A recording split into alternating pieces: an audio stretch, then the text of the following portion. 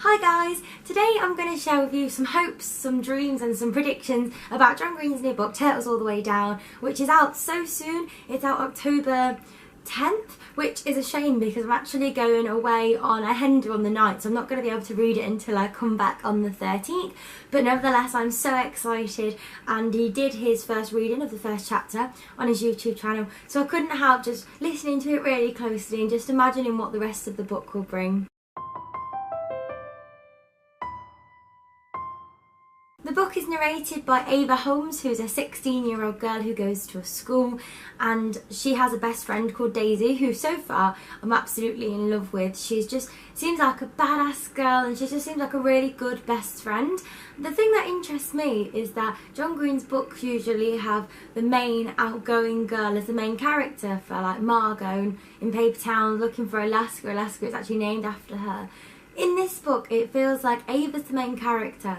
And even though she defines herself as the sidekick, she's the main character. And John Green's usual main characters are the sidekick of the story, which I find really interesting. She says at one point that her motto is to break hearts, not promises, and she just seems like a really cool character who has like red highlights. And the thing that got me about Daisy in the first chapter was that she really looks after Ava when she's going into a thought spiral. She really says, I'm just going to go, we're going to watch TV and I'm going to look after you. And it's just really nice to see that and how she deals with it. So one thing I think Turtles All the Way Down is going to be about is how Ava's going to not come to terms with her OCD, but how she really deals with the different aspects that it can bring along, like how she prepares for these thought spirals, how she uses everyone around her and how she uses herself to get out of them or to make them be more manageable. The thing that struck me straight away though was the theme of identity in the book, which I think we're just going to keep coming back to. The first line of the book is, at the time I first realised I might be fictional, which shows how Ava feels like her OCD defines her and takes away from her identity, especially because she talks about how all of the microbes inside of her are actually made up of more things that aren't her.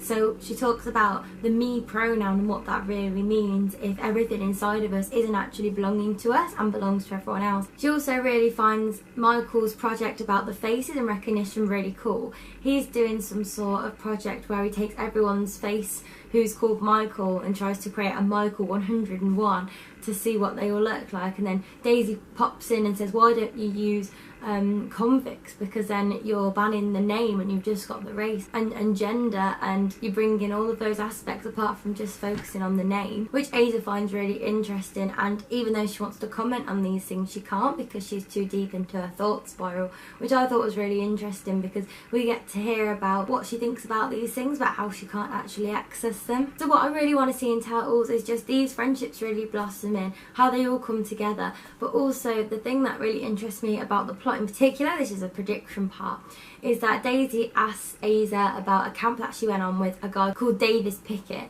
whose dad is actually on the run from the police. And Asa doesn't say anything about Davis at this point, but then at the end of the chapter she comes back to how they shared an intimate moment at the camp looking up at the sky, and I think it's going to have something to do with that and him, and also I think he's going to have some sort of OCD or some type of differently abled feature of his personality that allows him to understand Asa to the point where she feels completely understood by him and trusting, which also would be great to see because it brings in an aspect of mystery as well, because you've got the school and you've got the day-to-day monotony of what Asa describes as the lunch bell ringing and then her having to go to lunch and be in the canvas and not the paint of her own story, and then you've got this runaway convict and her being close to his son, which will obviously lead to hilariousness. And the thing that I love about John Green's writing is that he writes about such deep subjects that really need to be talked about, but he makes them funny in an ironic sense. It's kind of like a dry humour, which makes, I think, it accessible, even though I hate that word.